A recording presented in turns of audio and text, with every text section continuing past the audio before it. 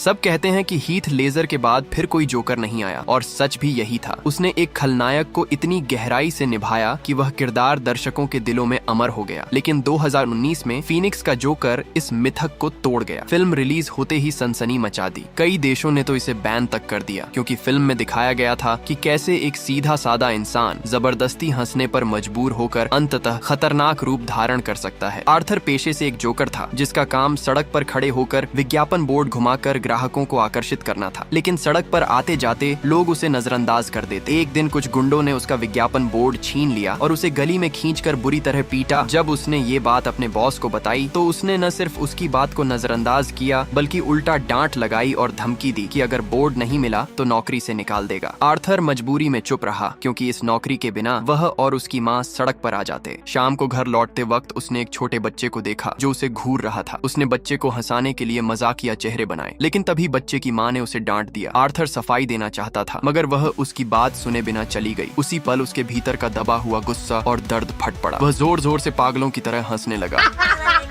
बस में बैठे एक बच्चे की माँ को लगा कि आर्थर उसका मजाक उड़ा रहा है। उसने तुरंत कार्ड दिखाया। उस पर लिखा था कि उसे एक बीमारी है, तनाव या दुख में वह अनियंत्रित हंसने लगता है। मगर यात्री नाराज हो गए और उसे बस से उतार दिया। थका हारा आर्थर लंबी सीढ़ियाँ चढ़ता हुआ घर लौटा। उसकी बीमार माँ हमेशा उसकी फिक्र करती थी। वह गौथम के मेयर को चिट्ठियाँ लिखती थी, शायद कोई मदद मिल जाए। आर्थर जानता था कि यह बेकार है, लेकिन वह माँ की उम्मीदें नहीं तोड़ना चाहता था। रात को दोनों ने टॉक शो देखा। मशहूर होस्ट को देखकर आर्थर के मन में सपना जागा कि एक दिन वह भी स्टैंड अप कॉमेडियन बनेगा। लेकिन फिलहाल उसकी जिंदगी सिर्फ संघर्ष थी। अगले दिन काम पर उसके साथी मार्क ने उसे एक पैकेट दिया। अंदर पिस्तौल थी। आर्थर ने मना किया, लेकिन मार्क ने कहा बचाव के लिए रख लो। मजबूरी में उसने रख ली। उसे क्या पता था यही चीज उसकी जिंदगी बदल देगी। पहली मंजिल पर एक अश्वेत महिला और उसकी बेटी खड़ी थी। माहौल हल्का करने के लिए महिला ने मजाकिया इशारा किया। आर्थर हल्का मुस्कुराया और जवाब में सिर हिलाया। लिफ्ट मंजिल पर रुकने के बाद उसने उन्हें आवाज देकर रोक लिया।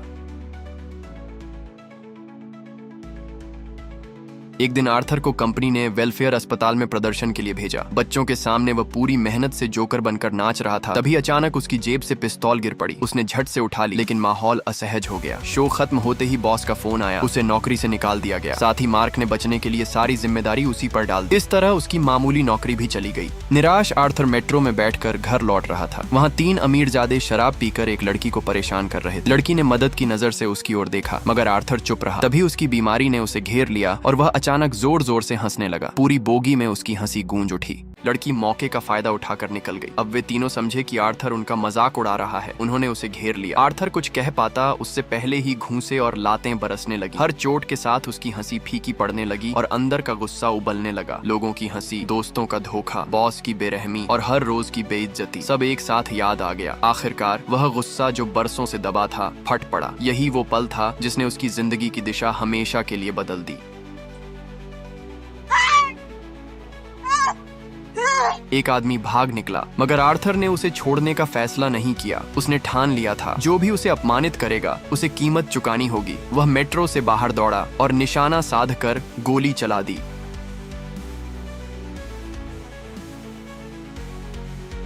जब दुनिया धीरे धीरे शांत हुई, आर्थर ने अपनी समझ वापस पाई। मेट्रो स्टेशन से बाहर भागते समय वह घबराया हुआ था। पहली बार किसी की जान लेने के बाद वह बिल्कुल नहीं जानता था कि अब आगे क्या करना चाहिए। घबराहट में वह पास की विश्राम कक्ष में गया और कुछ देर खुद को संभालने की कोशिश की। धीरे धीरे उसका तनाव कम हुआ। पैर अपने आप हिलने लगे और वह नाचने लगा, जैसे पहली बार जोकर के रूप में उसके प्रदर्शन की सफलता का जश्न मना रहा। उसके बाद उसने अपनी लंबे समय से पसंद की महिला के पास जाकर बिना कुछ कहे उसे चूमा। अगले दिन ऑफिस गया, सामान इकट्ठा किया और पंच आउट करना भूल गया। सीढ़ियाँ उतरते हुए उसने कंपनी के अपने नारे और पोस्टर पर रंगीन पेंसिल से नया रूप दिया और फिर बिना पीछे मुड़े ऑफिस छोड़ दिया। मेट्रो हत्याकांड शहर में चर्चा का विषय बन गया। मेयर वेन ने इसे अपने वोट बढ़ाने के लिए प्रचारित किया कि हत्यारा केवल एक डरपोक जोकर है। आर्थर को यह बात पसंद नहीं आई। उसे लगा कि मेयर सिर्फ उसकी प्रभावशीलता को मान रहा है, लेकिन वहीं ये सब शहर के अमीर और गरीब के बीच असली भेदभाव को उजागर कर रहा था। उसी दिन उसे फिर से प्रदर्शन का मौका मिला और इस बार वह तैयार था अपने भीतर के जोकर और गुस्से को मंच पर उतारने के लिए। आर्थर अत्यधिक तनाव में था और उसकी हंसी की बीमारी अचानक उभर गई। वह जितना भी खुद को रोकने की कोशिश करता, हंसी थम नहीं रही थी। आखिरकार उसने प्रदर्शन पूरा किया, लेकिन केवल उसकी पड़ोसन ने ही उसके प्रयास की सराहना की। घर लौटते समय उसने देखा कि लोग उसके छोटे छोटे जोकर की तरह कपड़े पहनकर उसका स्वागत कर रहे थे। पहली बार उसे लोगों की असली प्रशंसा मिली। खुशी में आर्थर अपनी माँ के साथ नाचने लगा, लेकिन जैसे ही उसकी माँ ने उसे संभल कर रहने की बात कही, आर्थर को शहर के झूठे मेयर पर गुस्सा आया। जिज्ञासा में उसने अपनी माँ का पुराना खत खोला और वहाँ सच देखकर हक्का बक्का रह गया। वह खुद मेयर का अवैध पुत्र था। अगले दिन आर्थर मेयर के घर गया। वहाँ उसने अपना बचपन का भाई ब्रूस वेन देखा। आर्थर ने माहौल हल्का करने के लिए जादू दिखाने की कोशिश की, लेकिन तभी ग्वांजिया ने उसे रोक दिया। बातचीत में आर्थर ने अपनी पहचान बताई, लेकिन ग्वांजिया ने कहा कि उसकी माँ के भ्रम के कारण वह खुद को मेयर का बेटा मानता है। ग्वांजिया की ताने भरी हंसी ने आर्थर को चौंका दिया। आर्थर ने गुस्से में अपने हाथ उठाए और सामने वाले को घेर लिया, लेकिन जैसे ही उसने ब्रूस को देखा, उसने उसे मारने का इरादा छोड़ दिया। घर पहुंचते ही उसने देखा कि उसकी माँ को एम्बुलेंस में ले जाया जा रहा था। वह तुरंत अस्पताल गया और अपनी माँ की देखभाल करने लगा। रात को वह टॉक शो देख रहा था और अचानक टीवी पर अपनी खुद की प्रदर्शन वीडियो दिखाई दी। आर्थर खुशी से खड़ा हो गया। लगा कि शो के होस्ट ने उसकी कला की सराहना की, लेकिन अगले ही पल होस्ट ने उसका मजाक उड़ाना शुरू कर दिया। आर्थर का चेहरा जम गया और पिछले सारे प्यार और आदर अचानक घृणा में बदल गया। कुछ समय बाद खबरों में दिखा कि मेट्रो गोलीकांड और मेयर के ताने के बाद लोग छोटे छोटे जोकरों के रूप में प्रदर्शन कर रहे थे। मेयर वैन ने गरीबों की मदद के लिए एक चैरिटी कार्यक्रम आयोजित किया। आर्थर भी उस कार्यक्रम में गया। भीड़ में मिलकर उसने अकेलेपन को छोड़ दिया, लेकिन जब उसने मेयर से अपनी माँ के बारे में पूछा तो वेन ने सब नकार दिया। कहा कि आर्थर सिर्फ एक गोद लिया हुआ बच्चा है और उसकी माँ गंभीर भ्रम में थी। वेनेन की बातें सुनकर आर्थर तुरंत विरोध करने लगा। वह सोचता था कि यह सब झूठ है। गुस्से और हताशा में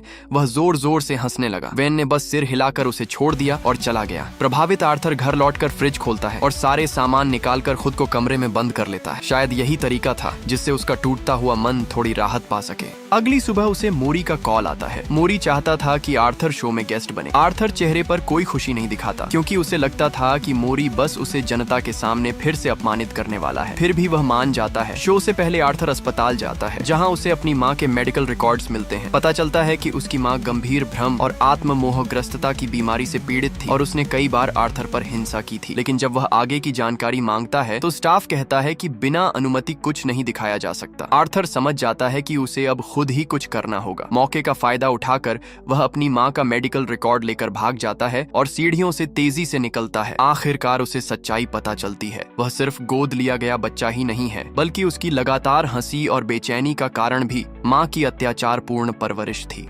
आर्थर की आखिरी उम्मीद भी टूट चुकी थी। अब वह किसी पर भरोसा नहीं करता और जोकर का व्यक्तित्व उसके अंदर पूरी तरह बन चुका था। घर लौटकर वह चुपचाप सोफे पर बैठ गया। वहीं उसे एहसास हुआ कि जिन घटनाओं और लोगों पर वह भरोसा करता था, वे सब उसकी कल्पना मात्र थे। उसने अपने हाथों से प्रसिद्ध जोकर का इशारा किया और धीरे धीरे बाहर चला गया। घर लौटकर वह जोर जोर से हंसने लगा ताकि अपने भीतर के दर्द और खालीपन को छुपा सके। अगली सुबह आर्थर अपनी माँ के बिस्तर के पास गया। उसने उनका तकिया उनके चेहरे पर रखा और उसी क्षण उसकी माँ की आखिरी उम्मीद हमेशा के लिए खत्म हो गई। वह चुपचाप दूर की ओर ताकता रहा और पहली बार उसे अपने भीतर की अजीब सी स्वतंत्रता और ताजगी का एहसास हुआ। थोड़े समय बाद इंटरव्यू के दिन उसने नया कपड़ा पहना और कल्पना करने लगा कि मंच पर वह दर्शकों को कैसे दिखाएगा। तभी दरवाजे की घंटी बजी। उसके 2 पूर्व साथी आए। उन्होंने कहा सब ठीक है, लेकिन आर्थर जानता था कि उनके शब्दों में सच्चाई नहीं थी। इस तरह उसके भीतर जोकर की पूरी पहचान और नई दुनिया का जन्म हुआ। कुछ ही समय बाद मार्क ने आर्थर से पिस्तौल के बारे में पूछताछ की। आर्थर ने ज्यादा कुछ नहीं कहा, बस अपने पास छुपाई हुई कैंची निकाली और मौका पाते ही मार्क को खत्म कर दिया। यह देख आसपास खड़े लोग डर गए, लेकिन आर्थर ने किसी और पर हाथ नहीं उठाया। बस उन्हें चेतावनी दी कि आज रात मोरी के टॉक शो को जरूर देखें। जब गैरी दरवाजे पर आया, वह लॉक तक नहीं पहुंच पा रहा था। उसने आर्थर से मदद मांगी। आर्थर ने दरवाजा खोल दिया और जाते जाते गैरी को एक अंतिम नम्रता भरी मुस्कान दी। इसके बावजूद यह क्षण ये आर्थर के लिए भारी पड़ने वाली थी। तैयार होकर आर्थर बाहर निकला। अब पुराना आर्थर कहीं नहीं था, सिर्फ जोकर का पूरा विकसित व्यक्तित्व बचा था। वह सीढ़ियों पर अकेले अपने अनोखे कदमों से चलता गया और यह पल फिल्म का सबसे यादगार संगीत बना। रात को आर्थर मोरी के साथ शो के बैक स्टेज पहुंचा। थोड़ी बातचीत के बाद रिकॉर्डिंग शुरू हुई। इंटरव्यू में मोरी ने उसे चुटकी ली, जैसा कि आर्थर ने उम्मीद की। फिर उसने आर्थर से अपनी प्रस्तुति देने को कहा। आर्थर ने अपने टेक्स्ट को तैयार किया और एक लाइन ने उसका ध्यान खींचा, काश मेरी मौत मेरी जिंदगी से ज्यादा मायने रखती। इसी क्षण उसने अपना दर्द और अपना नया जोकर व्यक्तित्व एक साथ पेश किया।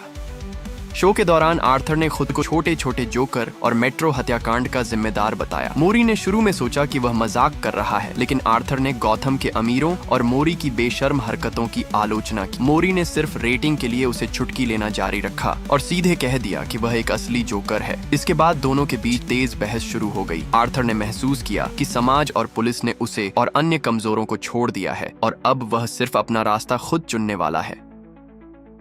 थोड़े ही समय बाद मोरी की हत्या की खबर फैल गई, लेकिन आर्थर शांत रहा और पुलिस के आने तक इंतजार करता रहा। उसे गिरफ्तार कर पुलिस कार में बैठा लिया गया। टीवी पर दिखी उसकी हरकतों ने गौथम में सनसनी मचा दी, लेकिन इससे पहले कि आर्थर इस ध्यान का आनंद ले पाता, अचानक 2 जोकर के अनुयायियों ने उसे बचा लिया। उन्होंने उसे धीरे से कार की छत पर रख दिया। भीड़ की जयकार में आर्थर जैसे पुनर्जन्म हुआ और वह सभी छोटे छोटे जोकरों का आदर्श बन गया, सचमुच का नया विरोधी और गौथम का राजा। इसी बीच वैन अपने साथी मैर के साथ कहीं जा रहे थे। जब वे एक गली से गुजर रहे थे तो जोकर के अनुयायी अचानक सामने आ गए और दोनों को गोली मार दी। केवल युवा ब्रूस वेन वहीं खड़ा रह गया। आखिरकार आर्थर को अस्पताल में बंद कर दिया गया। ऐसा लगता था जैसे गौथम की हिंसा और पागलपन केवल एक सपना था। मनोवैज्ञानिक के सवालों पर आर्थर चुप रहा, बस अपने खास हंसी के साथ प्रतिक्रिया दी। लेकिन यह हंसी इस बार उसकी बीमारी का नहीं, बल्कि उसके भीतर की सच्ची भावना थी।